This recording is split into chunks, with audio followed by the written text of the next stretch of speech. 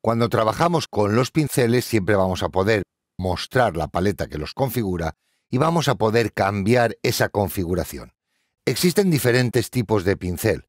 Este tipo de pincel, como observamos, está trabajando con una punta redonda que yo puedo convertir en elíptica y puedo realizar diferentes variaciones con ella.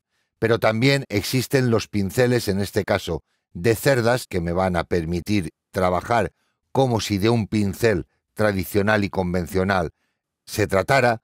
También tengo la posibilidad de trabajar con este tipo de pincel que emulan los aerógrafos.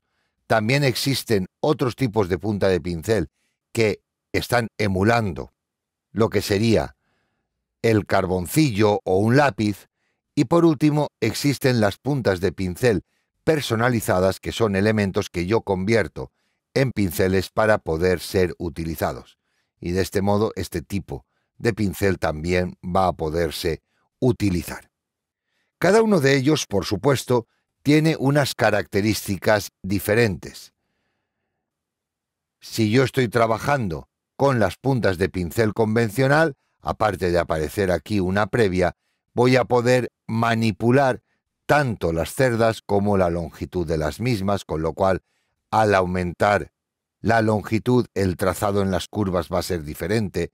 Podemos manipular el grosor, la dureza también de esas puntas a la hora de trabajar, por supuesto, el ángulo al que van a estar esas cerdas o esos cabellos que forman parte de la punta del pincel, etc. De este modo, con estas características vamos haciendo pinceles personalizados.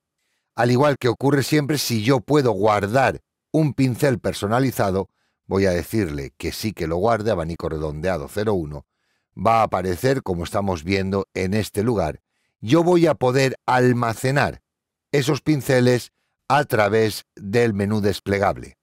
En este caso voy a poder restaurar la configuración del pincel, pero este pincel se acaba de incorporar a los ajustes preestablecidos.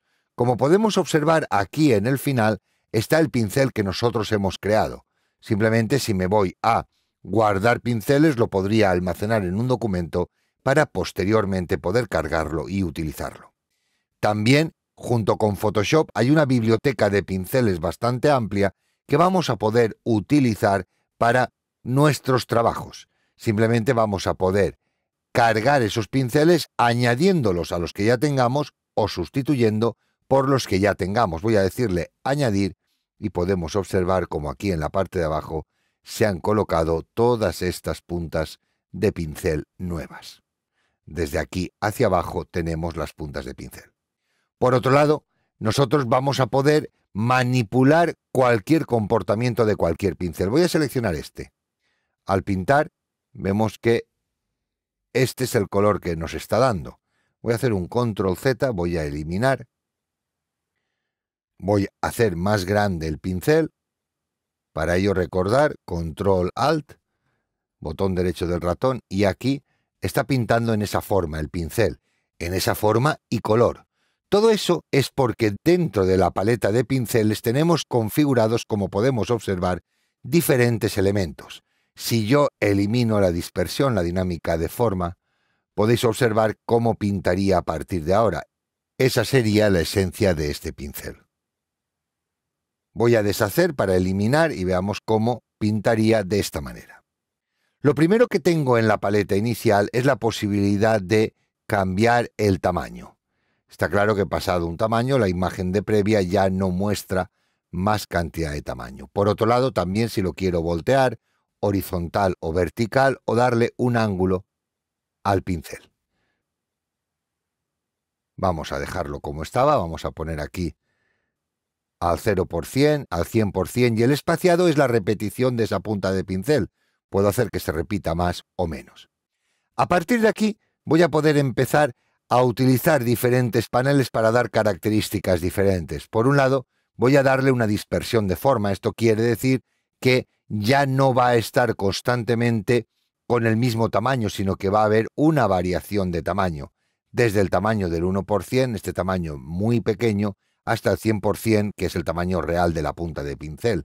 También voy a variar el ángulo y de esa manera, como podéis observar, puedo variar en mayor o en menor cantidad tanto el ángulo como la redondez.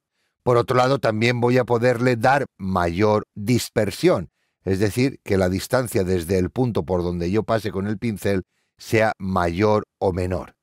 Por otro lado, puedo trabajar las dinámicas de color. Esto quiere decir que va a pintar con el color frontal y el color de fondo. Para que veáis la diferencia, voy a cambiar en este caso el color frontal y ahora el color de fondo. Voy a pintar y podéis observar cómo ahora está variando entre uno y otro. Y así sucesivamente podría ir cambiando diferentes características de los pinceles para obtener un pincel totalmente personalizado y que se comporte en cada momento como yo quiera. Y de este modo, una vez lo hubiera creado, puedo, recordemos, almacenarlo, guardarlo y a través de los ajustes preestablecidos poder acceder a él en cualquier momento para reutilizarlo cuando quiera.